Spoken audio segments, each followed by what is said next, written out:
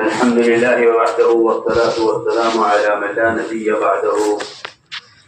اللهم صل على سيدنا مولانا محمد وعلى آل سيدنا مولانا محمد كما صليت على إبراهيم وعلى آل إبراهيم إنك حميد مجيد. أما بعد فأعوذ بالله من الشيطان الرجيم. بسم الله الرحمن الرحيم. إنما يخشى الله من عباده العلماء. وقال الله سبحانه وتعالى: فاسألوا أهل الذكر إن كنتم لا تعلمون. وقال الله سبحانه وتعالى: أمن هو قانت آناء الليل ساجدا وقائما يحذر الآخرة ويرجو رحمة ربه قل هل يستوي الذين يعلمون والذين لا يعلمون إنما يتذكر أولو الألباب.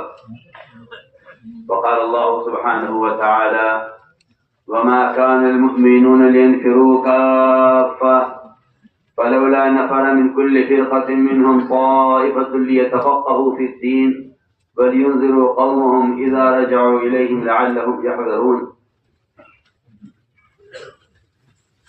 وقال عليه الصلاة والسلام: العلم علمان، علم في القلب فذاك علم نافع، وعلم على اللسان فذاك حجة الله على ابن آدم.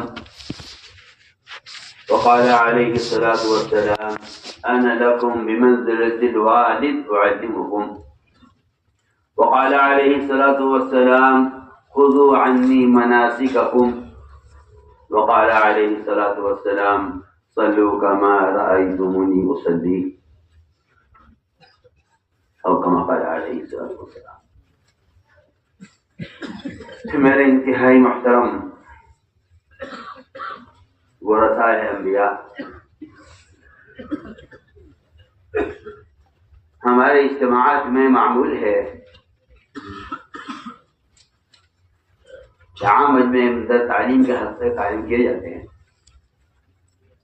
اس کے بعد کسی بات کا مذاکرہ ہوتا ہے جس میں سب سے اہم بنیادی صفت ایمان ہے.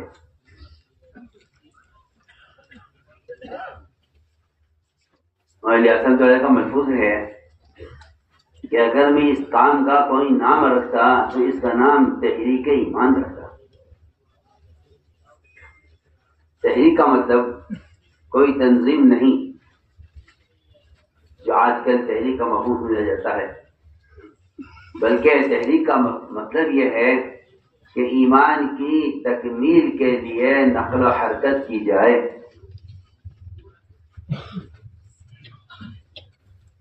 ایمان کی تکمیل کے لیے نقل و حرکت کی جائے. وجہ اس کی یہ ہے کہ جب تک تذکیر کے لیے تحریک نہ ہو یا خدا نہ کرے تحریر تذکیر کا بدل بن جائے،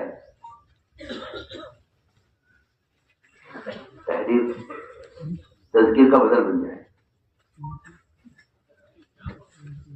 اور تحریر بھی تحریک کا بدل بن جائے. کہ جب بات کے پہنچانے کی سہولت ہے تو اس کے لیے نقل و حرکت کی کیا ضرورت ہے. یہ خیال کر لینا کہ جو آلات و ذرائع زمانے میں مہیا ہیں ان کے ہوتے ہوئے کیوں مشکل راستہ اختیار کیا جائے.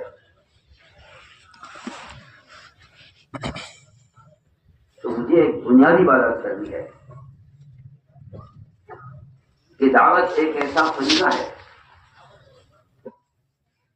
دعوت ایک ایسا فریضہ ہے جو بدن کے استعمال کیے بغیر ادا نہیں ہوگا.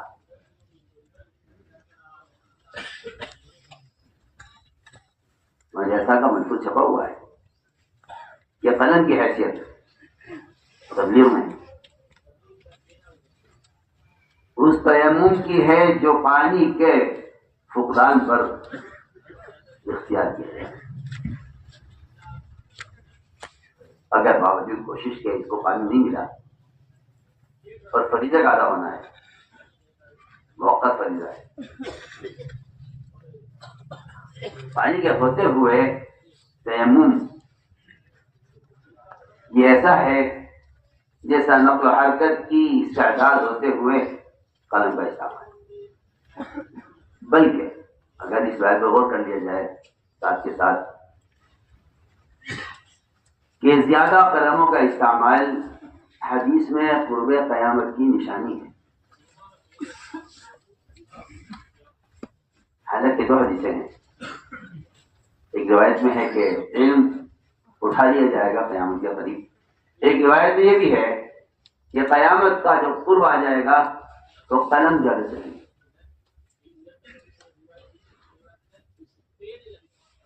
اگر اقلام کی زیادتی سے علم کا بڑھنا ثابت سمجھا جائے تو پھر ان دونوں حدیثوں کو جمع کیسے کیا جائے گا کہ وہاں قرب قیامت کی علامت رفع علم اور یہاں قرب قیامت کی علامت کثرت اقلام. میں نے غور کیا تو یہ بات سمجھ میں آئی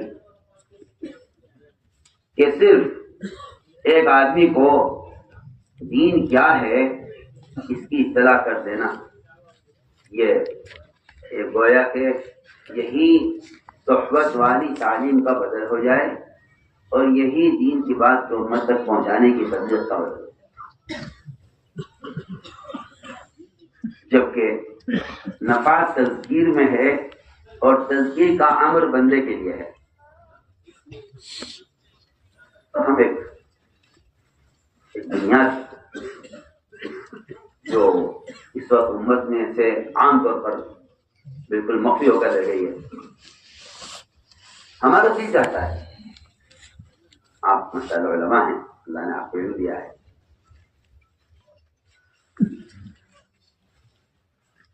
بجائے تقابل اور تردید کے رخ سے سوچنے کے تفاہم اور قرآن حدیث کے عمیق معنی کی طرف متوجہ ہوا جائے.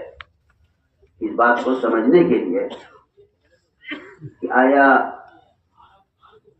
ایمان کی تکمیل کے لیے کیا نقل و حرکت اور ایمان کی تکمیل کے لیے کیا دعوت خود جا کر دینا یہ کوئی ضروری لازمی چیز ہے یا کسی ذریعے سے بھی یہ کام ہو سکتا ہے. اس طرف توجہ کی ضرورت ہے اور اس بات کو کھولا جائے, اس بات کو کھولا جائے ایمان کو کمال تک پہنچانے کا بنیادی ذریعہ کیا ہے.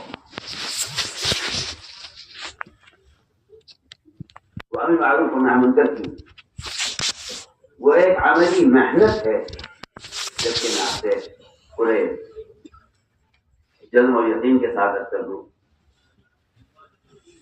کہ امر معروف و نہی عن منکر کے لیے قلم کا استعمال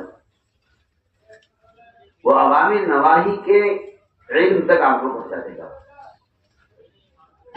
کہ یہ عوامل ہیں یا نواہی, تاکہ ایک شخص جان دے کہ عوامل کیا ہے نواہی کیا ہے. لیکن مدعو کے اندر عوامل پر چلنے کا کی استعداد اور منکر سے بچنے کی استعداد اور داعی کے اندر اس عمل کے کرنے سے اپنے ایمان کی تکمیل یہ تو تقاضا کرتی ہے عملی طور پر ہمیں معلوم ہونا ہے.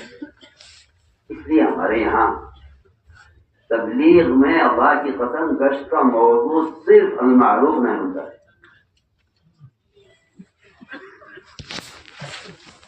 میں نے اپنی کوتا عقل اور نظر سے اخلاق کی طرف توجہ دی کہ ایسا تو نہیں ہے کہ رفتہ تبلیغ میں گشت ایک ملاقاتوں کا عنوان بن کر رہ جائے.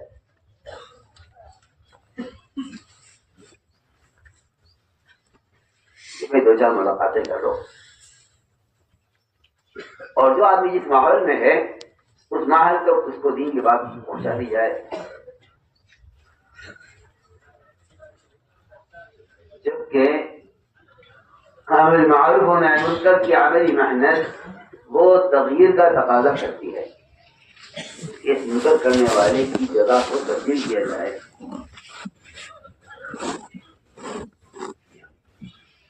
یعنی منکر کے ماحول میں ہے اس کو منکر کے ماحول سے اس کی جگہ کو تبدیل کیا جائے.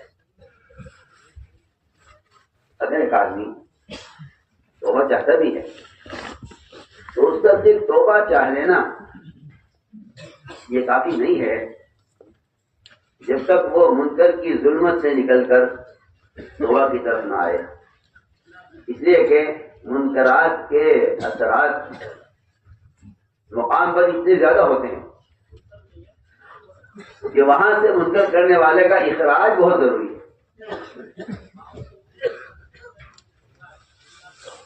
ابلاغ کافی نہیں ہے. جس شخص نے 99 قتل کیے تھے اس نے سوال کیا تھا راہب سے حلیم توبتی.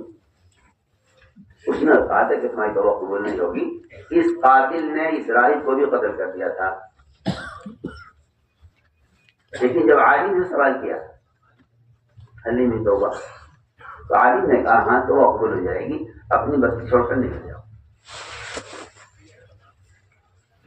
اس قاتل سے اس کی بستی چھڑوانے کا جو بنیادی مقصد ہے وہ اس کو اس کے منکر کے مقام سے اس کو الگ کرنا ہے.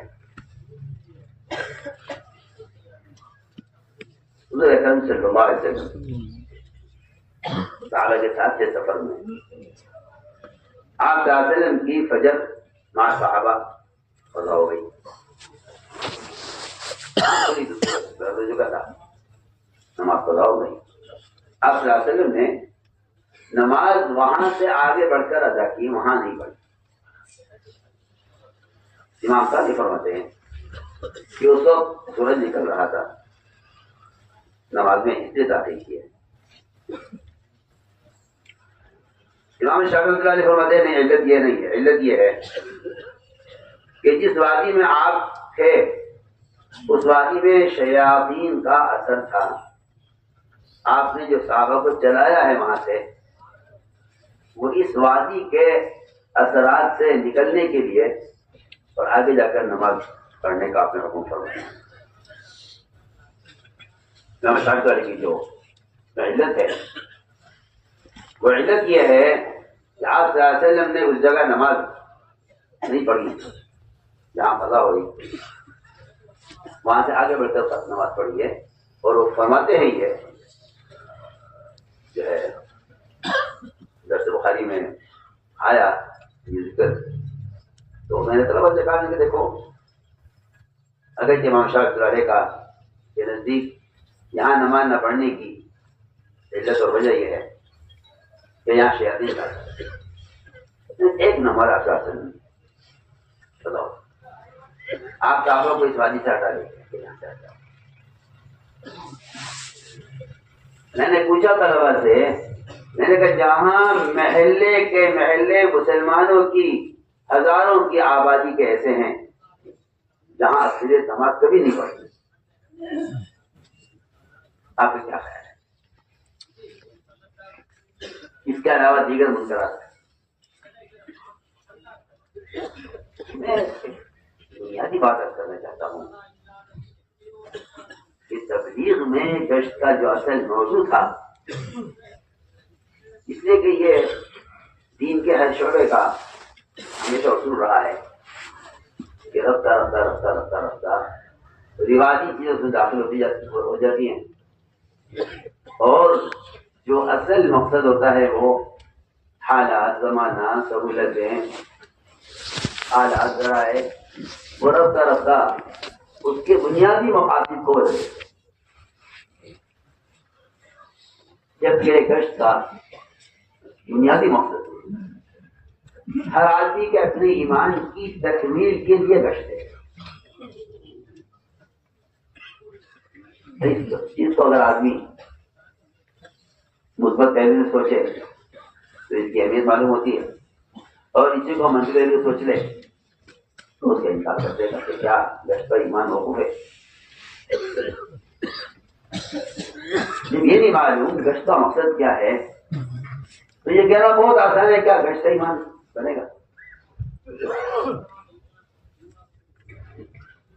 حالانکہ بہت بنیادی موٹی اور واضح بات ہے. ایمان کے اس کی جو بحث ہے ہم اس بحث میں صرف یہاں آ کر رک جاتے ہیں کہ ہاں دلائل ان کے پاس بھی ہیں، ان کے پاس بھی ہیں، اور صرف ان یزید اور اس کے دلائل اور مذاہب کو ہی ہم اس بحث کا ایک مقصد سمجھتے ہیں اور یہاں سے ہو جاتے ہیں کہ ہاں بھائی یہ ایمان بڑھتا ہے نہیں بڑھتا ہے.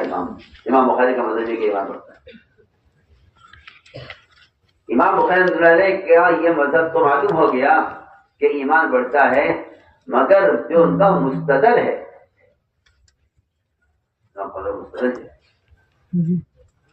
ان کا مستدل یہ ہے کہ معاذ بن جبل رضی اللہ تعالیٰ عنہ وہ لوگوں سے ملاقات کر کے کہتے تھے اجلس بنا نؤمن ساعتا. یہ معاذ بن جبل کا عمل یہ امام بخاری کا مستدل.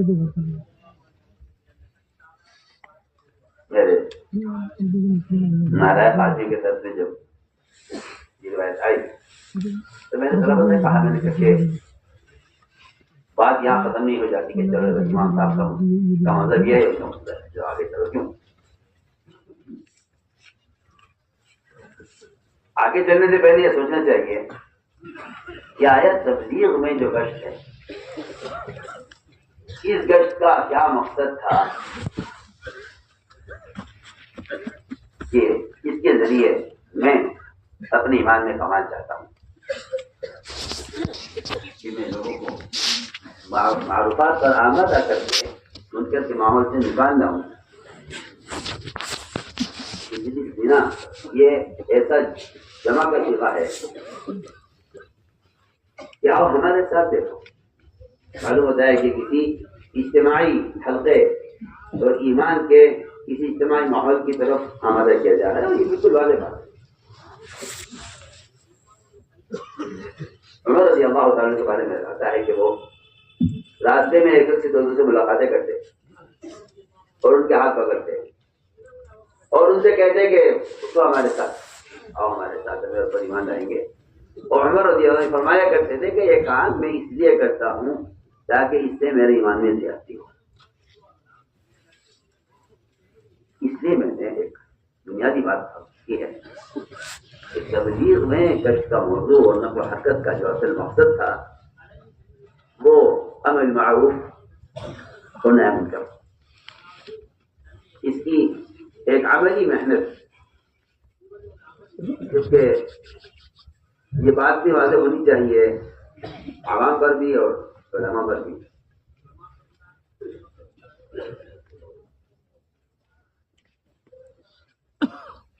کہ محض اپنی ذات سے افراد عمل کر لینا،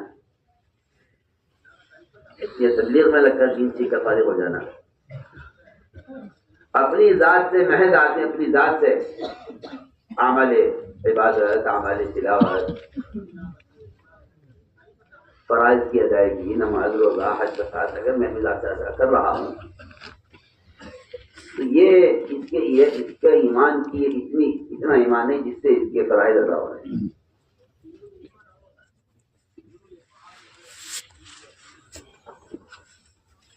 لیکن اب ایمان کی تکمیل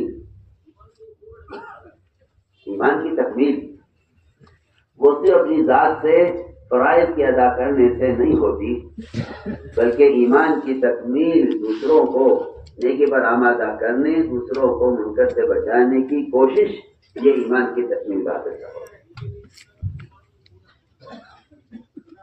میں ترجمہ مسلم میں پڑھ رہا تھا مولانا عالم بیشک والے کی، جو اپنے زمانے کے استاد اور اساتذہ کہلاتے تھے، اور قائم حدیث میں اللہ تعالیٰ نے ان کو جو مقام دیا تھا وہ ان کے معاصرین کو نہیں ملا. وہ اس بات لکھتے ہیں، وہ فرماتے ہیں کہ اگر کوئی شخص اتنی رکھنے پڑے کہ اس کی پیشانی سیاہ ہو جائے اور اتنے روزے رکھے کہ اس کو ہونے پر خشکی جم جائے اور زکوٰۃ وقت پر پوری ادا کرے، تو فرماتے ہیں کہ اسلام میں ایمان کا معیار، اسلام میں ایمان کی علامت صرف یہ نہیں ہے بلکہ اسلام میں ایمان کا معیار اس کو قرار دیا گیا ہے کہ یہ شخص دوسروں کو نیکی پر آمادہ کرتا ہے یا نہیں، دوسروں کو منکر سے بچاتا ہے۔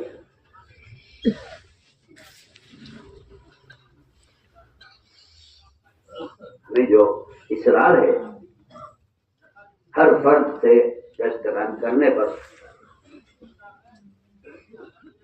اور یہاں آ کر ایک تقابلی شکل پیدا ہو جاتی ہے کہ کیا ہم انتقامی کر رہے ہیں، کیا ہم انتقامی کر رہے ہیں، کیا ہم انتقامی کر رہے ہیں،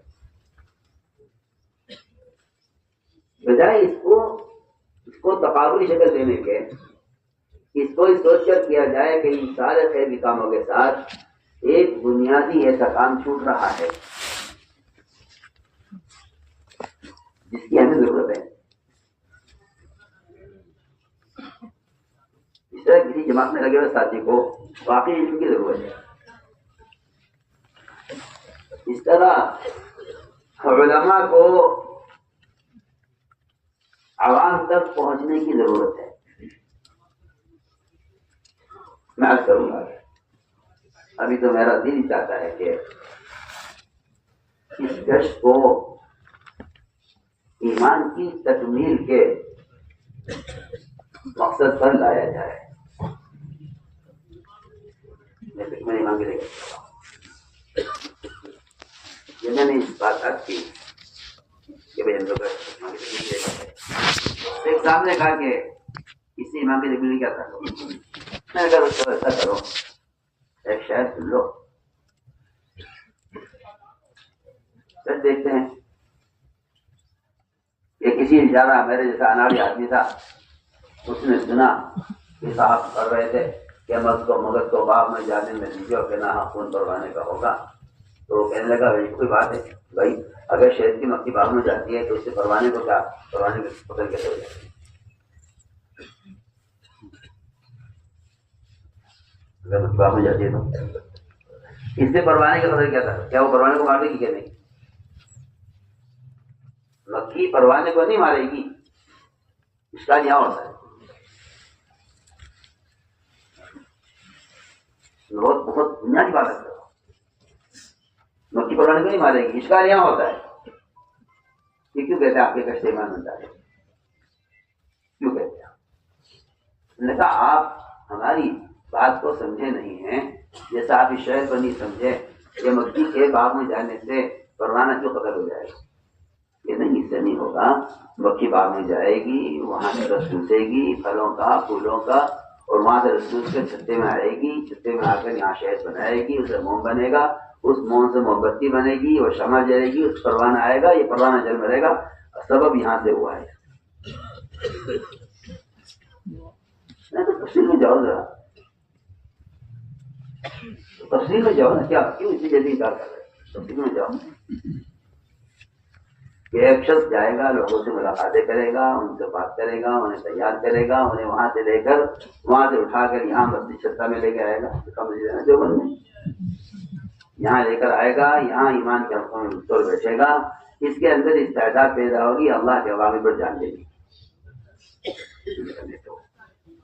یہ سمجھتا ہوں کہ اگر اس مکھی کے پھرنے سے یہاں موم کی بتی جل رہی ہے تو ان گشتوں سے یہاں ایمان کی روشنی جلے گی، اور اس پر اللہ تعالیٰ کی نسبت پر علم اور ایمان اور عمل پر جان دینے والے جان دیں گے۔ تو وہ صاحب کہنے لگے کہ جی میرا اشکال دور ہو گیا، میں سمجھ گیا ہوں کہ بات اتنی سی نہیں ہے کہ ان گشتوں سے ایمان بنتا ہے، بات یہ ہے کہ جب ان گشتوں میں صحابہ کی طرح حضرت رواحہ رضی اللہ عنہ نے جب کہا ایک سے چلو ایمان لائیں گے، سیدھی بات، چلو ایمان لائیں گے، جیسے کسی غیر مسلم سے کوئی یہ کہ آؤ ایمان لائیں گے، آگے مسلمان اس مخمسے میں ہے، ایمان والوں کی مانگی دعوت ہے۔ وہاں بھی صحابی کو یہ اشکال ہو گیا، ایمان لا چکے آپ صلی اللہ علیہ وسلم. تو یہ صلی اللہ روا چکا تھا ایمان لائیں گے. وہ گئے جا کے رکھے رسول اللہ ابن روا ہمارے پاس آتا ہے کہتا ہے آؤ اٹھو ایمان لائیں گے. ہم تو آپ ایمان لا چکے. یہ کون سا نیا ایمان کی طرف دعوت دینے لگا ہے؟ فرمایا کہ نہیں، ابن روا جو عمل کر رہا ہے وہ عمل اللہ کا محبوب ہے کہ یہ اللہ کے بندوں کو ایسے حلقوں میں جوڑنا چاہتا ہے جس کو دیکھا اللہ تعالیٰ فخر فرماتے ہیں. اور اس سامنے میں تو ایک مثال آپ سے عرض کر رہا ہوں.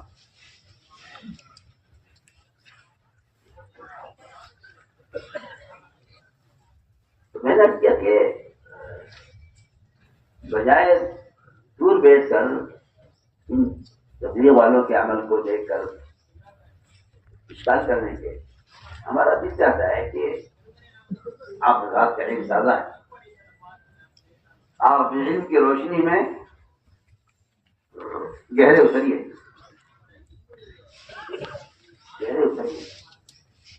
تو دیکھیے اتر کہ کیا یعنی کیا عمیق مقاصد ہیں یہاں تک ابھی تک ذہن اور سوچ وہاں تک نہیں پہنچ رہی ہے. تو یہ بات حقیقت ہے کہ جس چیز کا یہ آدمی اس کی گہرائی تک اس کے مقاصد بنیادی مقاصد تک نہیں پہنچتا، اس کا استغفار پیدا ہونا ہی ہونا ہوتا ہے. وہ یقینی بات کیا ہے.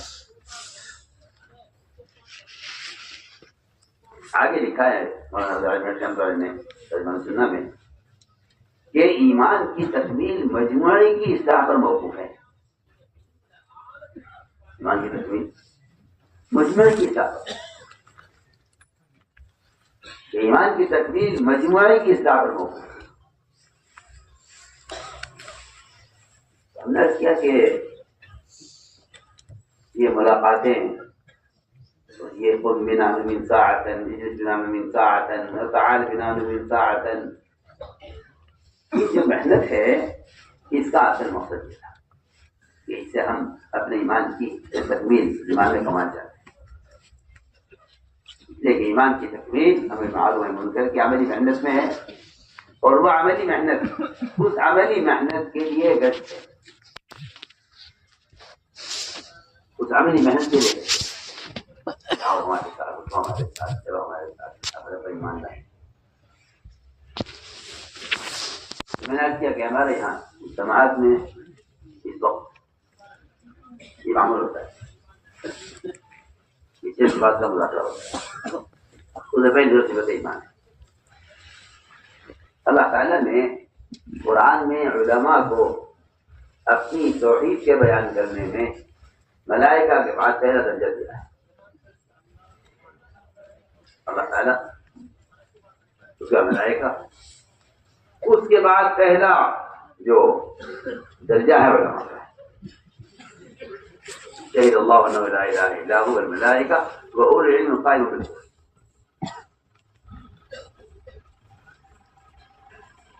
اور یہ بات اس وقت امت میں عام ہے کہ اللہ تعالیٰ کی توحید کا ایک تصور ہے ذہنوں میں، اس کو لوگ سمجھتے ہیں کہ یہ توحید ہے، جبکہ علماء نے لکھا ہے کہ احکام کا علم بالذات مقصود نہیں ہے. احکام کا علم عمل کے لیے مقصود ہے. جو چیز بالذات مقصود نہیں ہے اس سے فراغت ہو جائے گی. جو بالذات مقصود نہیں ہے اس سے فراغت ہو جائے گی. لیکن جو چیز بالذات مقصود ہے اس سے فراغت نہیں ہوگی. توحید کا بیان کرنا بالذات مقصود ہے، احکام کا علم عمل کے لیے مقصود ہے. جب آدمی احکام کا علم حاصل کر لے گا تو اس سے عمل کا اس سے جب آدمی احکام کا علم حاصل کر لے گا تو اس سے عمل کا مطالبہ ہے. عمل کا مطالبہ ہے. کیا سے فارغ ہو گئے؟ اب اندر کے علم سے نماز پڑھیے، اندر کے علم سے روزہ رکھیے، اندر کے علم سے زکات دیجیے، اندر کے علم سے آپ سارے اعمال سارے افعال اندر کے علم سے کیجیے. آپ علم سے فارغ ہو گئے. لیکن توحید سے مومن کو فراغت نہیں ہے کہ اللہ تعالیٰ کی وحدانیت کا بیان کرنا بالذات مقصود ہے. امت کے جو عقائد بگڑتے ہیں اور اس کی بنیادی وجہ یہ ہے کہ روزانہ کوئی وقت ہر مسلمان کے لیے اللہ کے توحید کو سننے یا بولنے کا معمول اب یہ ختم ہو گیا ہے. گویا ایمانیات وہ ایک کورس ہے جس سے ہم گزر چکے ہیں. پڑھانے والے بھی گزر جاتے ہیں، پڑھانے والے بھی گزر جاتے ہیں. جبکہ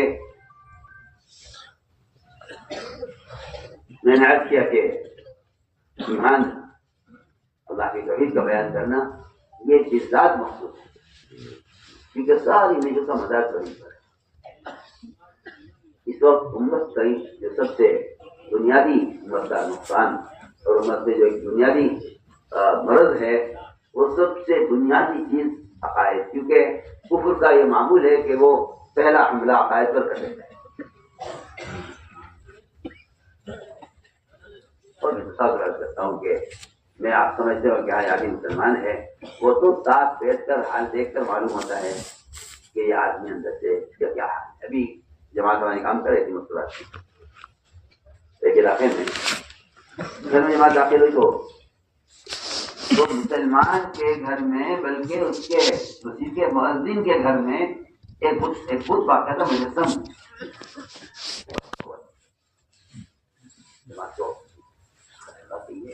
مؤذن کا گھر ہے، مؤذن نے معیار چڑھایا ہے، مؤذن کے مکان میں ٹھہرے ہوئے ہیں، مؤذن کے گھر میں وہ تو کیا مسلمان نے مسلمان سے پوچھا کہ کیا ایسا کیوں ہے ہمارے گھر میں؟ کہنے لگے وہ جو ہمارا ایک بیٹا ہے وہ اس کا عقیدہ اس کا یعنی رجحان کی طرف ہے، اس لیے اس نے اپنے گھر میں کیا ہوا ہے. ایک مؤذن مسلمان کے گھر میں اس کا سگا بھائی ایک مجسم بت کی پوجا کرتا ہے. آپ ذرا اندازہ کیجیے امت کہاں ہے. میں ابھی کسی دفعہ کے ملاقات میں سامنے والا میں تو اب تو ہمارے اس میدان دعوت کا تقاضا یہ ہے کہ ہر گھر میں عورتوں کی نماز داخل کیے بغیر یہ ابتدا ہونے والے ہیں.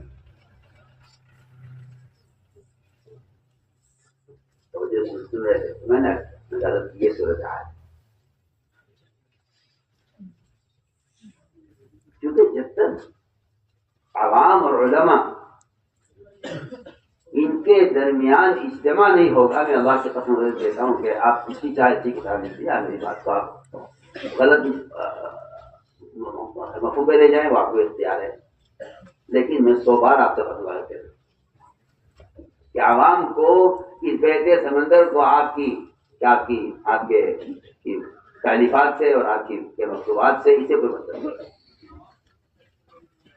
کتنی کتابیں ڈاکٹروں نے لکھ دی ہیں امراض پر، دواؤں پر، علاج پر، اطباء نے بھی، یونانی ڈاکٹروں نے بھی، سب نے. جو آدمی اپنے اندر مرض چھپائے بیٹھا ہوا ہے یہ کتاب اس کا کیا علاج کرے گی؟ سوال ہے یہ کہ صحبت اور اختلاط وہ ایک ایسا بنیادی چیز ہے وہ کہ اس کا کوئی بدل نہیں ہے، اس کا کوئی بدل نہیں. آپ جتنی چاہے آسان سے آسان کتاب ہے، بے شک جو آدمی عمل کا طالب ہے وہ اس سے استفادہ کر سکتا ہے، اس سے بھی اس کو طریقہ عمل معلوم ہوگا. استعداد عمل تو صحبت سے حاصل ہوگا، طریقہ عمل معلوم ہو سکتا ہے. بہت سے لوگ اسے طریقہ جاننے ماننی پڑتے ہیں.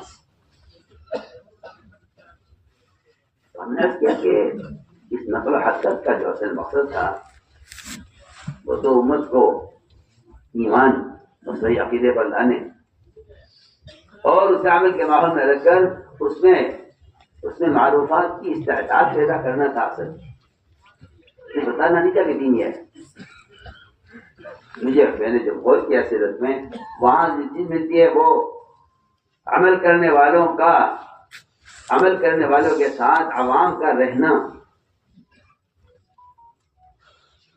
اصل میں فرد ثقیف کو مسجد میں ٹھہرا کر اور کبھی انکسان کو مسجد میں باندھ کر اور چور کو مسجد میں رکھ کر اصل تعلیم اس بات کی تھی کہ یہ اس کے اندر عمل کی استعداد پیدا کرنی ہے اور اس کے اندر سے اس گناہ کی کا تقاضا ختم کرنا ہے.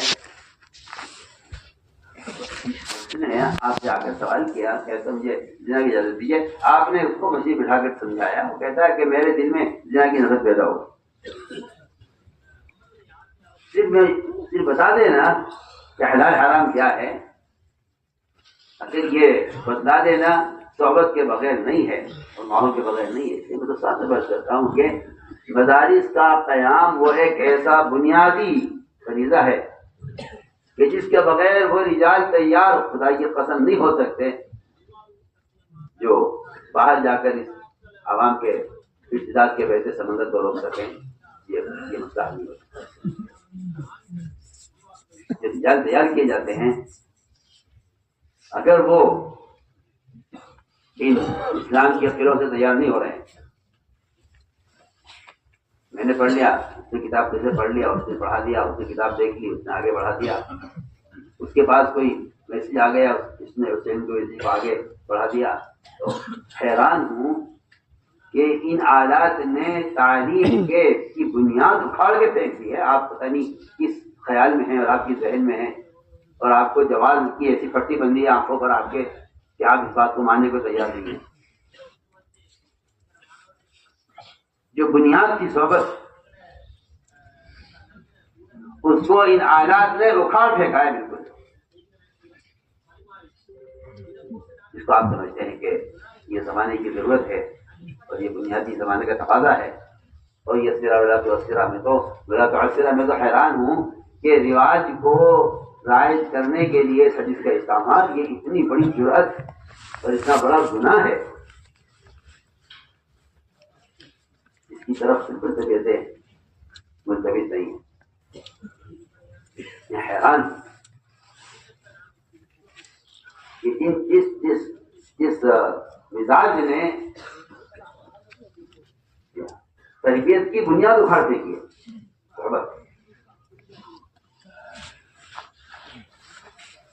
وہ ایک ایسی لازمی چیز ہے، میں وہ بات ختم کر دیتا ہوں، آپ قیامت تک بھی صحبت کا بدل نہیں لا سکتے۔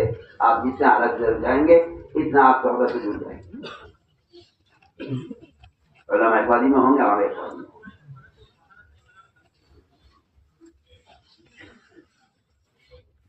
ہمارا جو اصل مقصد تھا وہ کہ علماء عوام کے جہل کا خود مشاہدہ کریں، ڈاکٹر مریض کے مرض کا خود معائنہ کرا۔ آپ صلی اللہ علیہ وسلم نے لفظی بیان فرمائی ہے، شاشر کی روایت ہے، جیسے خبر پر معائنہ،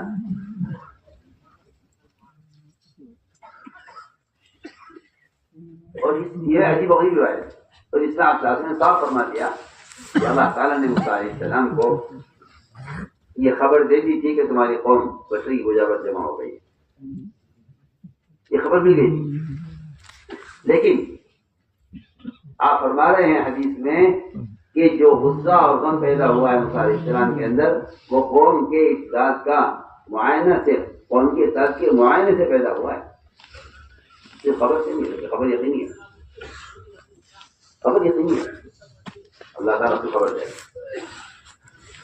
لیکن جو غم اور غصہ پیدا ہوا ہے وہ واپس جا کر قوم کا حال دیکھ کر پیدا ہوا ہے۔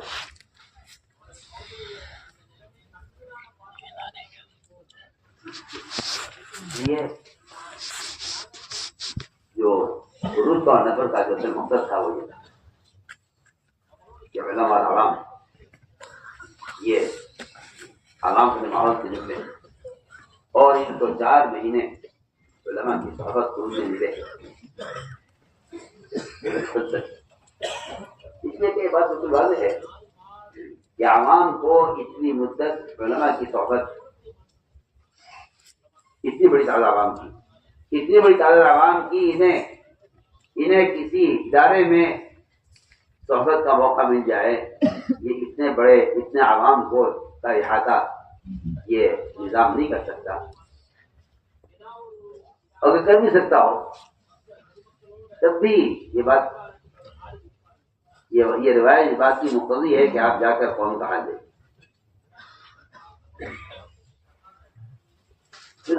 والی روایت ہے کہ موسیٰ علیہ السلام نے قوم کا حال دیکھا، اور حال دیکھ کر موسیٰ علیہ السلام نے ادھر تختیاں جو پھینکی اور غصہ اور غم اپنی محنت کی ضائع ہونے کا غم اور قوم کی حرکت پر غصہ، یہ دو چیزیں جمع ہوئی تو اس نے قوم کو واپس لوٹا دیا اس ذات سے ہدایت کی۔ میں کیا کر رہا ہوں کہ خدا نہ کرے اس راستے کے خروج سے علماء کے اپنی ذمہ داریاں تجویز کی اور تعریف کی اور فتوے کی، ان کا چھڑوانا مقصود نہیں ہے، عوام کے جہل کا مشاہدہ کروانا مقصود ہے۔ عوام کے جہل کا مشاہدہ کیا کہ یہ اصل مقصود ہو سکتا علماء کے نفر و خروج کا، یہ جا کے معاملہ حل ہے۔ آپ چاہتے ہیں کے پاس اہل دل کی طرف سے مطالبہ آیا کہ ہمارے علاقے میں اسلام آ گیا ہے لیکن علم نہیں آیا، جماعتیں تھیں علماء کی۔ آپ نے 70 علماء چنے اپنے صحابہ میں سے جنہیں قرہ کہا جاتا تھا۔ اس زمانے میں قرہ صرف قاریوں کو نہیں کہا جاتا تھا، اس زمانے میں قرہ کا اطلاق علماء پر ہوتا تھا۔ آپ نے چھانٹے 70 علماء اور استفادے پر آپ نے بھیجے، سب کے سب نہتے تھے، ہتھیار کسی کے پاس نہیں تھا۔ جیل مونا میں انہیں سب کو شہید کر دیا گیا۔ ان 70 علماء کے خروج کا مقصد صرف وہاں کے لوگوں کو دین کی تعلیم دینا اور وہاں کے عوام کے جہل کا علاج کرنا، اس کے علاوہ نکلنے کا کوئی مقصد نہیں۔ میں نے غور کیا کہ بغیر کسی معرکے، بغیر کسی جو ہے موطن یا کسی بغیر کسی جنگ میدان جنگ کے اور بغیر دفاعی ابدانی قتال کے علاوہ سب سے ہٹ کر جبکہ لوگوں کا خیال یہ ہے کہ بھئی یہ خروج کے اور غزوات کے اور جہاد کی آیتوں کو استعمال کرتے ہیں، جبکہ حد یہ ہو گئی ہے کہ جہاں واقعی قتال ہو رہا ہے، جہاں واقعی غزوہ ہو رہا ہے، جہاں واقعی کفر اسلام کے درمیان جنگ ہو رہی ہے، وہاں بھی اعظم حضرت نے میدان قتال میں تعلیم کا حلقہ ثابت کیا کہ چند صحابہ کو تعین کر دیا جاتا تھا کہ آپ صلی کی خدمت میں کہ تم یہاں رہنا، اس درمیان کوئی آیت نازل ہو، کوئی حکم نازل ہو، آپ سے کوئی بات فرمائیں تو تم محفوظ کرنا، ہم میدان میں ہوں گے۔ میں سمجھتا ہوں کہ شاید جس طرح میدان قتال میں نماز کی ترتیب بدل جاتی تھی، دو جماعتوں میں ہو کر صلاۃ خوف کی، اس طرح اہتمام تعلیم کا میدان قتال میں ہو رہا ہے جہاں جہاں تو بنی ہوئی ہے۔ اتنا اہتمام تعلیم کا کہ یہ وقت ایسا نہ ہو گزر جائے کہ آپ سے کوئی بات فرمائیں اور تو تم یہاں رہو، جو تم سمجھو وہ ہمیں بتانا، تاکہ ہم اتنی دیر کے لیے بھی ہم علم سے اور احکام سے ہم بے خبر نہ رہیں، جاہل نہ رہیں۔ تو میں نے عرض کیا کہ اصل تو مقصد یہ تھا خروج کا، تعلیم اور امت کے کو افساد سے روکنا، جہالت سے نکالنا امت کو، افساد سے روکنا امت کو، یہ خروج تھا۔ اور خروج کا اصل مقصد یہ تھا کہ امت افساد سے نکلے اور امت جہالت سے نکلے، اصل خروج کا مقصد یہ تھا۔ اسی لیے قرآن نے نفر کو جو جوڑا ہے، قرآن نے اصل تعلیم کے ساتھ جوڑا ہے۔ فَلَوْلَا نَفَرَ مِنْ كُلِّ فِرْقَةٍ مِّنْهُمْ طَائِفَةٌ لِيَتَفَقَّهُوا فِي الدِّينِ، اور یہ يتفقهوا ایسا جو لازم لائے ہیں، لفظ لازم استعمال کیا ہے، لِيَتَفَقَّهوا، اور يتفقهوا یہ کا مطلب تو تقاضا یہ کرتا ہے یہ لفظ کہ یہ میرا عالم کا نکلنا اس کی اپنی ذات کے لیے ہے، تاکہ اسے عوام کے جہل اور عوام کے افساد اور اس کی وجہ عوام پر جو اللہ کی نعمتیں ہیں ان کا مشاہدہ کرے، تاکہ اس مشاہدے سے اس کی تحریر مؤثر ہو جائے۔ وَلْيُنذِرَ قَوْمَهُمْ إِذَا رَجَعُوا إِلَيْهِمْ لَعَلَّهُمْ يَحْذَرُونَ، کہ یہ دیکھے قوم کا حال نکلتا ہے۔ اور یہ فقہ نہیں فرمائے، یہ تفقہ فرمایا، تو جانتے کہ لازم ہے اپنے لیے۔ میں تو کہا کرتا ہوں کہ جو ڈاکٹر مریضوں کے درمیان میں رہتے ہیں، انہیں امراض اور امراض کی دواؤں کا اتنا استحصال ہوتا ہے کہ وہ بہت جلدی دوا کی حفاظت کرتے ہیں۔ جو علماء عوام کے درمیان میں رہتے ہیں انہیں عوام کے امراض کا، ان کی روحانی بیماریوں کا، ان کے فاسد عقائد کا، اس کے علاج کا اتنا استحصال ہو جاتا ہے کہ وہ آسانی کے ساتھ ان کو مسئلہ بتانے میں، فتویٰ دینے میں اور ان کو سنبھالنے میں۔ ایک افسوس کی بات یہ ہے کہ عوام ایک میدان میں ہیں، ایک وادی میں ہیں، اور عوام علماء ایک وادی میں ہے، عوام ایک وادی میں۔ ان کا جو اختلاف ہونا چاہیے تھا وہ نہیں ہے۔ اور میں تعارف کرتا ہوں کہ اگر ہمارا خیال یہ ہے کہ بھئی ہمارے عوام کے درمیان قلم کتاب ہے، تو میں تو تعارف کرتا ہوں کہ یہ قلم کتاب یہ کوئی تربیت کا، نہ کوئی تربیت کا طریقہ ہے، نہ کوئی تربیت کا اصول ہے، نہ یہ کوئی تربیت کا ذریعہ بھی نہیں ہے، تربیت کا ذریعہ بھی نہیں۔ عبدالعظیم کے سامنے خط لکھا، مجھے کوئی علم کی بات لکھ کر بھیجے، فرمایا کہ علم لکھ کر بھیجنے کی چیز نہیں ہے، آپ وہاں سے آئیے یہاں اور یہاں آ کر علماء کی صحبت میں رکھے۔ میں کہتا ہوں کہ صحبت ایسی بنیادی چیز ہے، ہر چھوٹے کو اپنے بڑے سے ہر حال میں رجوع ہونا چاہیے۔ کیوں؟ میں ایک مثال کرتا ہوں۔ ایک صاحب نے قرآن پڑھا تو یہ نے کہا آپ صحیح قرآن ہے، انہوں نے کہا تم غلط پڑھ رہے، نہیں میں صحیح پڑھ رہا ہوں، میں غلط پڑھ رہا ہوں۔ دوسرے قرآن پڑھا، اس کو سنا، کہا تم تو غلط پڑھ رہے۔ دونوں کو پکڑ کر لے گئے سید القراء ابن کعب رضی اللہ تعالیٰ عنہ، انہوں نے کہا اس طرح یہ قرآن غلط پڑھ رہے، یہ غلط پڑھ رہے۔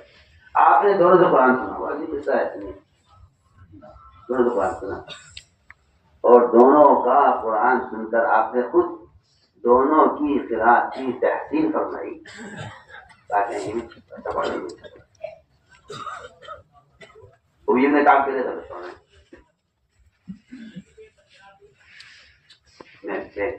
صحبت اور ہر کام میں چھوٹوں کا بڑوں سے ربط رہنا، میں اس کی اہمیت رکھ کر رہا ہوں۔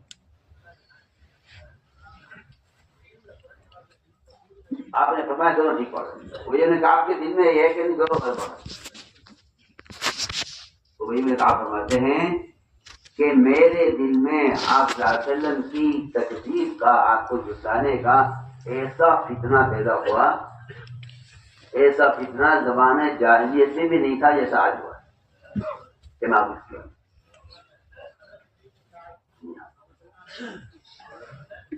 یہ بہت نازک قصہ ہے، اور یہ بہت عبرت کا اور بہت توجہ دینے کی بات ہے۔ یہ میں آپ کی تکلیف کرتا ہوں، غلط پڑھ رہے ہیں، کیونکہ وہی میرے کام کے پاس قرات کا جتنا علم ہے وہ کیا ان کے پاس ہے، اور اپنے علم کی بنیاد پر ان کی دونوں کی قرات کو غلط کیا دیا، دونوں غلط۔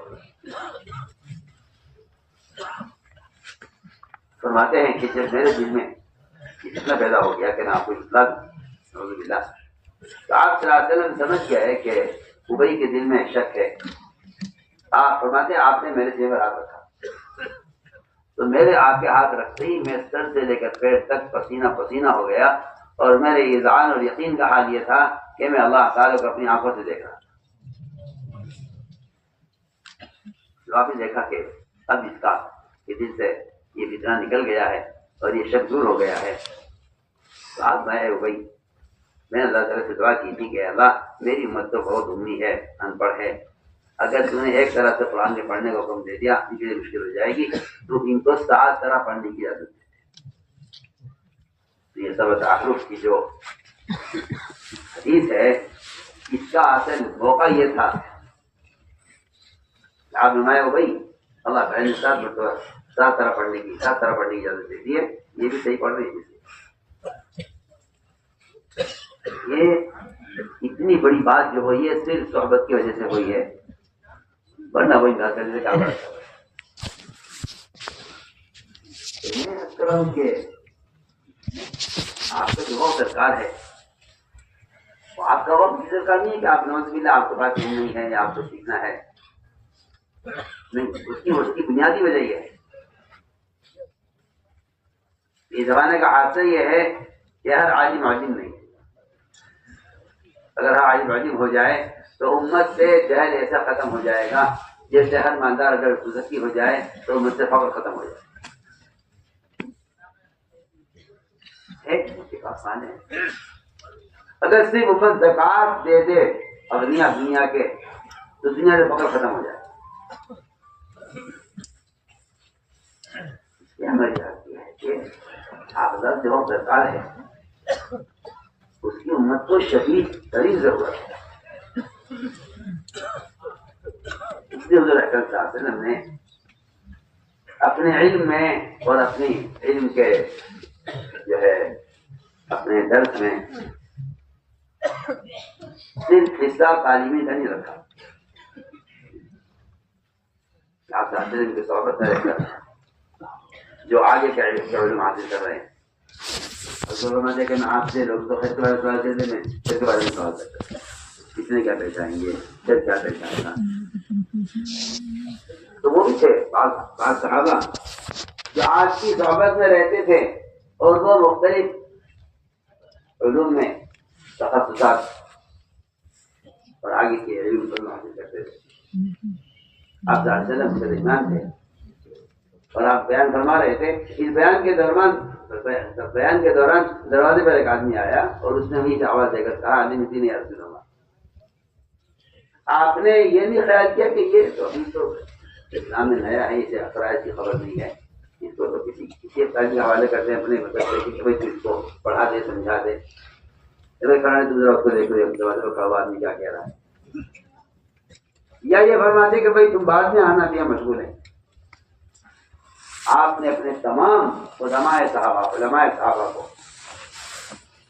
اس طرح متوجہ کرنے، اس کی اہمیت بتانے کے لیے آپ منبر سے اترے، بیان آپ نے درمیان میں ختم کیا، اس کی یاد نہیں، اور آپ گئے اور جا کر دروازے پر آپ تشریف فرما ہوئے، وہیں آپ کے لیے کرسی لائے گی، فائد ہوئے کہ تھے اس پر آپ بیٹھے اور آپ نے بیٹھ کر اس نئے عربی کو اسلام کے فرائض کا خود سکھلائے۔ یہ سمجھتا ہوں کہ آپ کا یہ فیض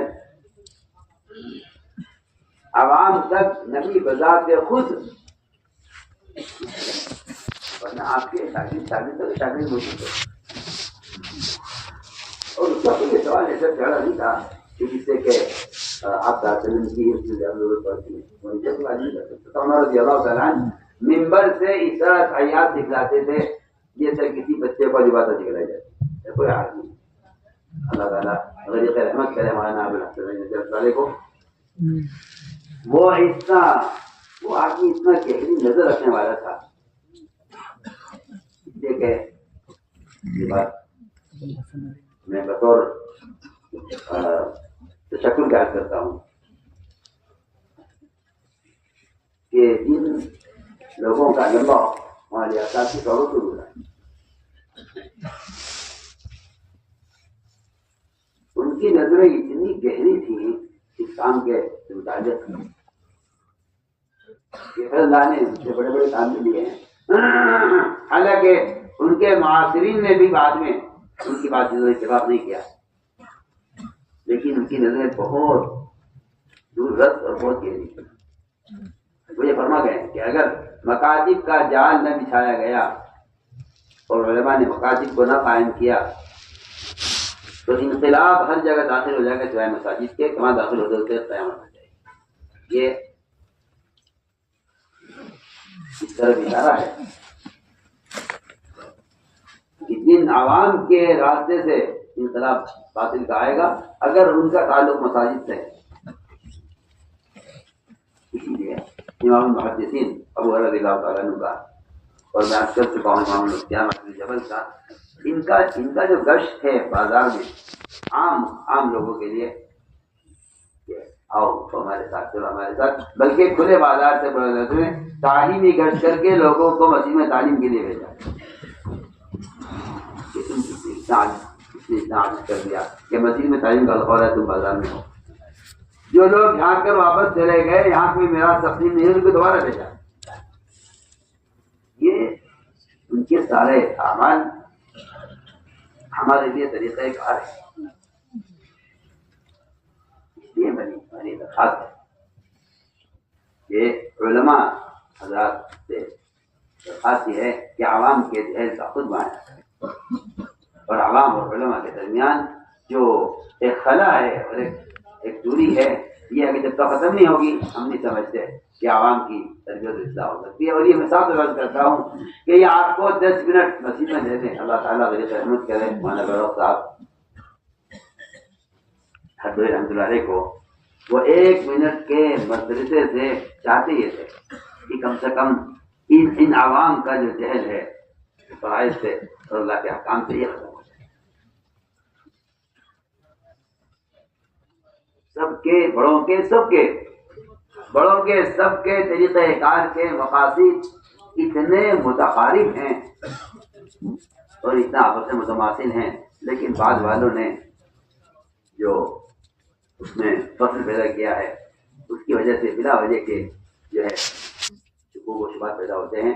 ورنہ آپ جناب پیچھے جائیں گے آپ دیکھیں گے رحمۃ اللہ کے بعد مجھے سوال ہے کہ طریقہ جو ہے علم تو الخانی کا اور طریقہ کار میں تعلیم الخانی کی طریقہ کار میں کیا اس سے کیا مطلب ہے طریقہ کار میں یہ وہ طریقہ کار اختیار کرو جس سے علم امت کے عموم میں آئے. میں کہتا ہوں بازاری طرح کو یہ اسلام کے قلعے ہیں، یہ اسلام کے قلعے ہیں اور یہ دین کے وہ تنے ہیں ان کی جڑیں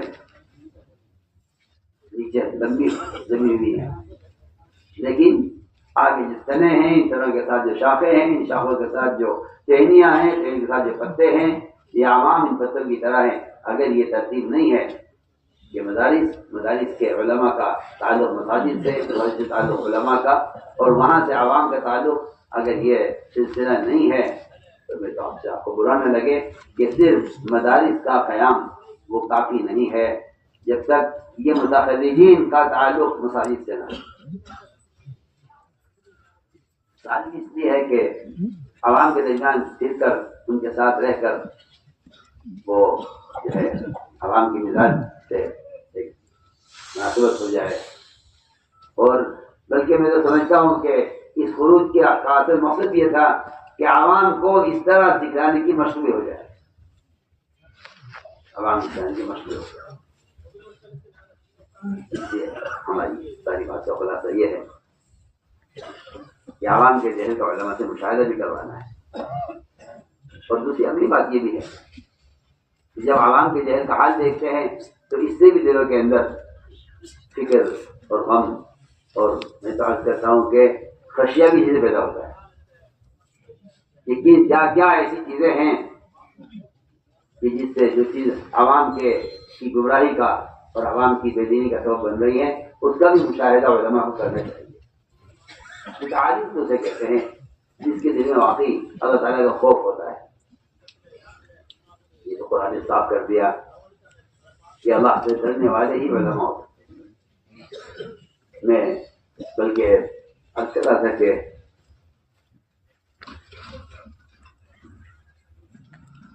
آدمی کے دل میں اگر سنتوں کے مٹنے اور رواج کے غالب آنے کا اگر ڈر ہوتا ہے دل میں تو واقعی اللہ تعالیٰ ایسے لوگوں کو مجتہدین کو ایسے کو بناتے ہیں اور ان کا اجتہاد بھی اتنا جو ہے کیا کہنا چاہیے کہ صاحب اور اتنا مفید ہوتا ہے کہ اس سے امت ان کے اجتہاد سے امت ایک بڑے فتنے سے بچ جاتی ہے. عمر رضی اللہ تعالیٰ ان کے بارے میں مشہور ہے میں کہ اگر تمام میرے زمین کا علم رکھا جائے پڑھنے میں عمر کے علم رکھا جائے پڑھنے میں تو عمر کا علم زیادہ ہوگا. اس امت کے مجاہد ہیں، اس امت کے محدث کہلاتے ہیں. 22 سے زیادہ مخلوقات عمر ہیں جن میں اللہ تعالیٰ نے وہی عمر کی بات سے اتفاق کیا ہے. ایسی بہت سی مثالیں آپ جانتے ہیں. عمر رضی اللہ تعالیٰ میں ایک بات بہت بنیادی کرنا چاہ رہا ہوں کہ طبیعتیں سب کی وہ زمانے کے ساتھ ساتھ رواج کی طرف مائل ہیں. جو سنت طریقہ تھا تعلیم و تعلم کا وہ بڑی تیزی کے ساتھ ختم ہو رہا ہے، جس کی میں بنیادی واقعات کر چکا ہوں. ابی بن کعب رضی اللہ تعالیٰ عنہ کا، عمر رضی اللہ تعالیٰ عنہ اس امت کے ملہم ہیں. ایک مرتبہ ایک صاحب نے نماز پڑھائی اور سورہ کافرون میں صحیح بات ہے، اگر خالی بھول جائے تو کوئی اس کو لقمہ دے دے، فرض ہو سنت ہو خالی ہو دیا کرائے ہو کر وہ عادت کے آئے تو اس کو لقمہ دے دے کر لے گا. اگر یہ بھول کسی ایسی اتفاقی طور ہو جاتی تو کوئی بات ہی نہیں تھی. حضرت نے پوچھا کہ کیوں بولے، کیا ہوا؟ تو نے کہا کہ عمر وہ میں نے شراب پی ہوئی تھی، اس کا نشہ دماغ پر تھا سر، اور پھر نماز کا وقت آ گیا شراب ہلا لی تو پیچھے گئے. بہت بات ہے کہ ان کا اشرف قوم کہ میں تو قوم میں سب سے زیادہ شراب پینے والا تھا. لیکن ایک مرتبہ صرف شراب کے نشے کے اثر سے امام کو سورہ کافرون بھول ہوئی اور عمر کو آنے پڑ گئی کہ اس کو عالم کرو. عالم ہوتا ہے جو نفع کی ضرورت کی، جس کے لوگ عادی ہیں، نفع کی ضرورت کی، اور جن کے لوگ عادی ہیں وہ اس کی قباحتوں کو اور اس کے اندر کیا چیز ایسی غلط ہو سکتی ہے وہ اس کی تلاش میں رہتا ہے، یہاں تک کہ اس کوشش میں پڑ جاتا ہے کہ یہ چیز حلال بھی ہے، جائز بھی ہے، ضرورت کی بھی ہے، لوگ اس کے عادی بھی ہیں، اس میں نفع بھی ہے، لیکن اس کا عبادت پر ہی اثر پڑ رہا ہے، اس کو حرام کرنا چاہیے.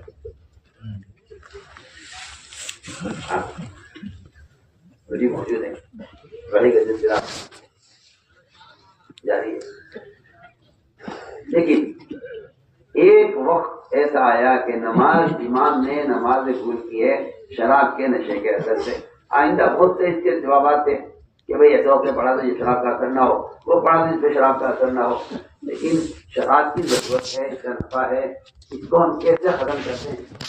اگرچہ ایک مرتبہ ایسا ہو گیا ہے کہ نماز میں خلل ہوا ہے شراب کی وجہ سے، ہم لوگ کہتے نہیں یہ حرام ہونی چاہیے. عمر رضی اللہ تعالیٰ عنہ آپ کا آگے کیا گیا تھا شراب حرام کرائیے، لوگوں کی نماز خراب ہو گئی. کیا ہوا؟ یہ سورہ کافرون پڑھ رہے تھے، نماز میں بھول گئے ہیں، شراب حرام ہو گئی. اس زمانے میں سارے معاشرے کو برباد کرنے والے حالات جس کا اللہ تعالیٰ ہدایت فرمائے. ہمارے علماء بعض زیادہ کہیے کہ یہ موبائل نہیں ہے، میزائل ہے. جو تباہی ایک میزائل آ سکتا ہے اس جیسے تباہی کا آلے آپ کے آلے. اور کیونکہ حیا ختم ہو گئی ہے، اس لیے علم اور علم دونوں آگے بڑھ چل رہے ہیں اور لوگ سمجھتے ہیں کہ وقت کی ضرورت ہے. کہ واقعی مستحیل تو وہی ہو سکتا ہے جس میں خشیہ ہو. جس دن میں خشیہ نہ ہو، میری آباد یاد رکھیے گا، وہ ایسا عالم مجتہد نہیں ہوتا، اپنے اجتہاد میں خطا کرے گا. اگر خشیہ نہیں ہے اور متبع سنت نہیں ہے اور سلف کے طریقوں سے ہٹ کر ایک بار برابر چلنا نہیں چاہتا، اللہ تعالیٰ ایسے لوگوں سے کوئی شاہی کام لے سکتے ہیں اور ایسے لوگوں سے دین کی بات کر سکتے ہیں. لیکن خدا نہ کرے اگر دل میں خشیہ نہیں ہے تو میں آپ کرتا ہوں کہ اگر خشیہ نہ ہو تو آدمی اپنے معلومات اور اپنے دلائل سے گمراہ ہو بھی سکتا ہے، گمراہ کر بھی سکتا ہے.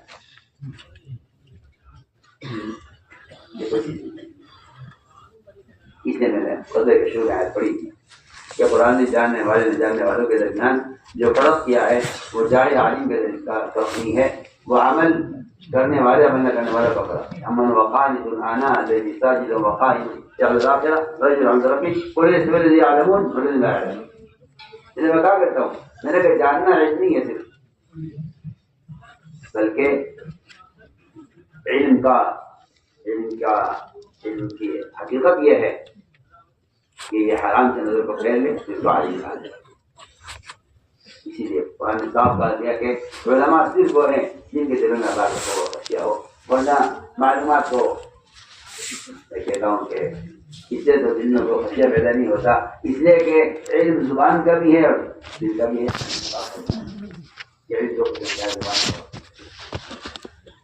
اس لیے ہماری آپ سے درخواست ہے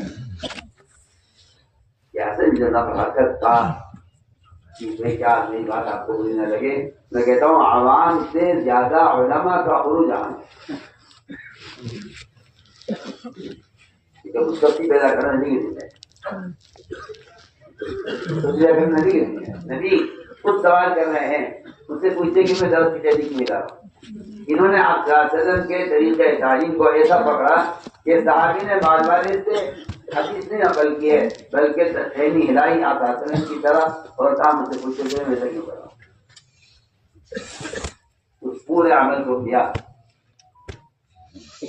اللہ تعالیٰ نے یہ بتانے کے لیے کہ آپ سے مجھ سے حدیث کا بیان کیا تھا، تو آپ نے بھی دس پینے کو ایسے ہلایا تھا جیسے میں ہلا رہا ہوں، اور آپ نے مجھ سے فرمایا کہ پوچھتے کیوں نہیں، میں نے آپ سے پوچھا تھا، میں تم سے پوچھتا ہوں۔ دیکھیے نبی کی بات کو نقل کرنے کے لیے ان سارے افعال کو کیا ہے انہوں نے صحابی نے، جو آپ تاکہ تعلیم کا جو نظام ہے وہ رواج کی طرف نہ جائے بلکہ سنت کی طرف آئے۔ اس سے سب کرتے ہیں کہ علماء کا خروج عوام سے زیادہ اہم اور ضروری ہے، تاکہ یہ نکل کر عوام کے جہل کا مشاہدہ کرے۔ اس لیے حضور اکرم صلی اللہ علیہ وسلم نے تین مرتبہ دہرایا اپنے جملے کو، یہ تو علماء جاہلوں کو دین سکھلائیں ورنہ علماء کو دنیا میں سزا دوں گا۔ تعجیل عقوبت کی دھمکی علماء کے لیے، اس آیت سے صرف علماء مراد ہے۔ اگر عوام ہوتے اس آیت کا اگر کہنا چاہیے کہ شاہ نزول یا اس سے مراد عوام ہوتے تو پھر اس کی کوئی ضرورت ہی نہیں تھی کہ ایک بارگی نہ نکلے۔ مان کان المؤمنون یذکروا کافہ کہ ایمان والے سے ایک بارگی نہ نکلے، اس کی ضرورت ہی نہیں تھی، اس لیے کہ عوام پر دین کے شعبوں کی کوئی ذمہ داری نہیں ہے، دین کی ذمہ داری علماء پر ہے۔ اس لیے قرآن نے یہ کہا ہے کہ تو علماء پر دین اور ذمہ داریاں بھی ہیں، اس لیے قرآن نے کہا ہے کہ علماء نکلے سب، لیکن ایک بارگی نہ نکلے، باری نہیں، اس سے علماء مراد ہے۔ علماء کو چاہیے کہ وہ نکلے لیکن باری نکلے، اس لیے کہ تجدید کا کام، فتوے کا کام، تحریف کا کام، خطابت، امامت، بڑی ذمہ داری آپ اس میں ہے۔ یہ کہنا تو میں کہتا ہوں اس سے حماقت سے بڑی جہالت کوئی نہیں ہے کہ کوئی کہ یہ کام افضل ہے، یہ کام افضل ہے، اس سے بڑا جاہل کوئی نہیں۔ سوال افضل افضل کا ہے ہی نہیں، میرے نزدیک یہ بحث ہی غلط ہے، یہ جھگڑا ہی دنیا کی ضرورت ہے کہ کون سا کام افضل ہے۔ کیا کر سکتا ہوں، اللہ اکبر، دین کا کوئی کام دوسرے دین کے کام کے مقابلے میں افضل مفضول کبھی نہیں ہوتا۔ وہ تو بات چلیے تھی کہ بعض مرتبہ حال کا امر ایسا ہوتا ہے کہ اس کو اس وقت کے حالات کی وجہ سے مقدم کرنا پڑتا ہے، تقدیم و تاخیر کا صرف مسئلہ ہے، افضل مفضول کا کہیں مسئلہ ہوتا ہے۔ بہت آپ سے بنیادی رفاق ہے کہ لڑنے کی ضرورت ہی نہیں ہے، لڑنے کی ضرورت ہی نہیں ہے، کیونکہ مسئلہ تقدیم و تاخیر کا ہے، افضل مفضول کا نہیں ہے۔ میں مثال عرض کرتا ہوں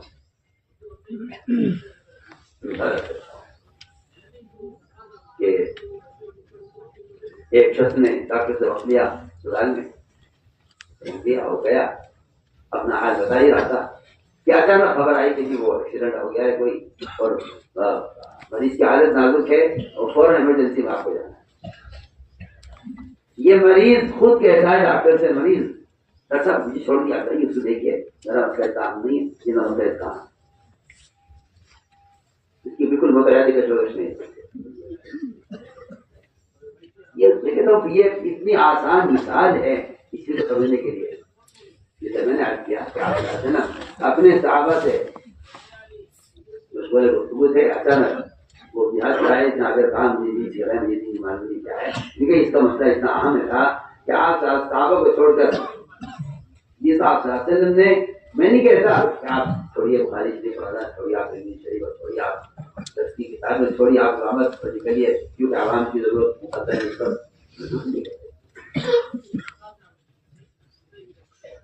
میں عرض کرتا ہوں کہ آپ متبادل کا انتظام کریں.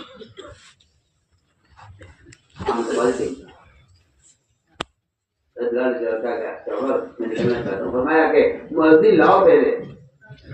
اب تو آپ ضرور کیجیے نا، اذان جو انتہائی آسان عمل ہے، کوئی بھی اذان دے دے گا، کوئی بھی اذان دے دے گا، چھوٹی اذان ہوتی ہے. اذان پر تو تہجد بھی اذان پر ہوتی ہے اور روزہ بھی اذان پر ہوتا ہے. اذان پر روزہ ہوتا ہے، بلال کی اذان پر آپ کو روزہ بند کرنا ہے، ان کی اذان پر آپ کو روزہ کھولنا ہے. اذان تو کے بارے میں تو فرمایا کہ مؤذن تو یہ تو قابل اعتمادی ہونا چاہیے. اپنا متبادل لاؤ پہ جا کے تلاش کیا مؤذن ایسا جو معتمد ہو اور پکڑ کے لائے صاحب قرض کو کہا جی انہوں نے آپ راستے کے زمانے میں قبا کی مسجد میں انہوں نے اذان کی ہے، یہ پرانے مؤذن ہیں، ان کو جگہ مؤذن کیا خلاف سمجھا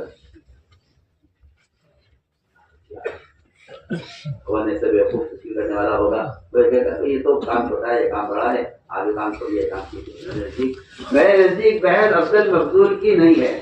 میرے نزدیک تو بحث یہ ہے کہ اگر کوئی ایمرجنسی مریض آ گیا ہے تو اس کے بارے میں آپ کیا کریں گے.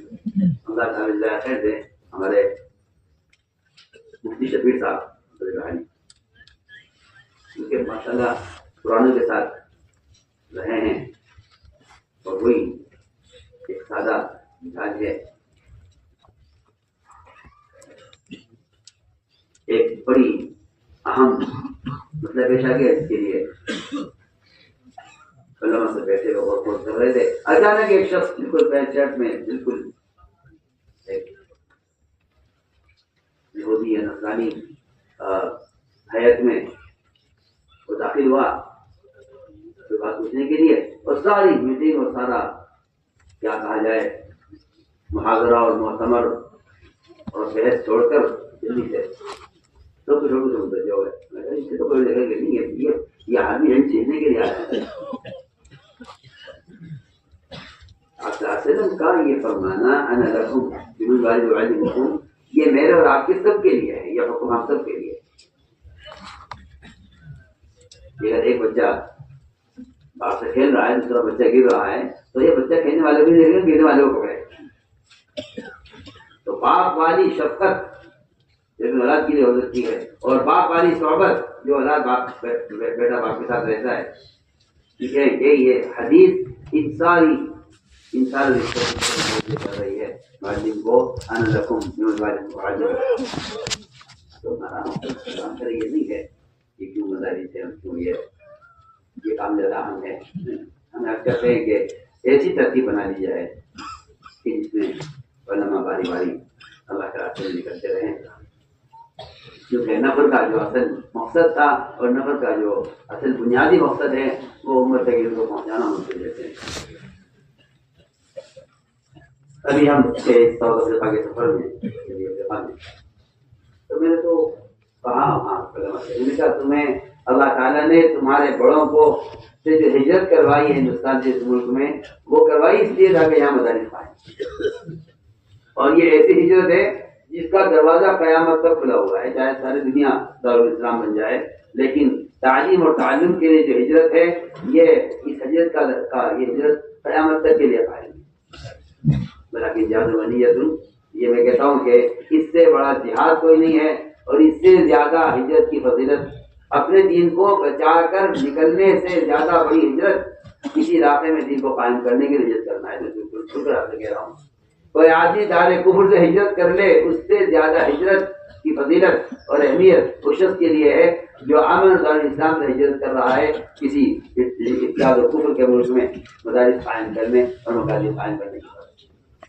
تو آپ کو یہاں ساؤتھ افریقہ میں یہ شکلیں اور ٹوپیاں داڑیاں نظر آ رہی ہیں، یہ صرف ان علماء کی ہجرت کا صدقہ ہے جنہوں نے اپنے وطن چھوڑے ہیں، یہاں مدارس قائم کرے. اور ہم تو سال کے علماء سے سوال کرتے ہیں کہ بتائیے آخر خروج میں جہاں کہاں مدارس کے قائم کرنے کا نظام بنا کر وہاں کے ذمہ داروں کو وہاں کے مالداروں کو متوجہ کیا ہے.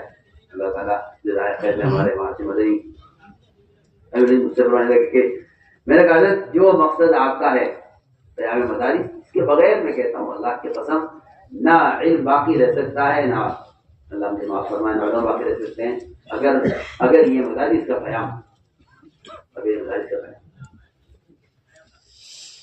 تو اس بات سے حیران ہوں کہ کوئی شخص مدرسے کے بغیر علم حاصل کر کے اور اپنی معلومات کے امتحان دے کر وہ سمجھے کہ میں عالم ہو گیا ہوں.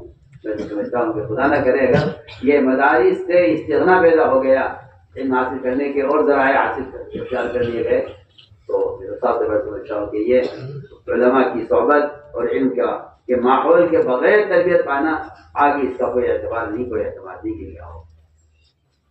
میرے نزدیک دو چیزیں بہت ہیں، یہ قیام مدارس اور ایک علماء کا عوام کی طرف انتقال، عوام کی طرف جہد سے بجائے جاب چاہتے ہیں. ہم نے 3 مرتبہ فرمایا گیا تو علماء جاہلوں کو دین سکھلائیں ورنہ علماء کو دنیا میں سزا دوں گا. علماء نے کہا ہے سزا ہم سمجھ گئے ہیں، ہمیں 1 سال کا موقع دیجیے، جہاں اسلام پہنچ گئی وہ جان کر یہ کہتے ہیں کہ علم کے لیے بھی اور ہم میں سے ہر ایک کے اپنے ایمان کی تکمیل کے لیے بھی یہ بنیادی محنت ہے. آپ اس کے ارادے فرمائیں، اس کی نیتیں فرمائیں اور اس کے لیے اپنی جان اور مال اور وقت کو فارغ کریں. یہ بہت ایک بنیادی مقصد ہے جو آج سے علماء کا نکلنا. میں کہتا ہوں کہ اس سے بڑی تو خیر نہیں.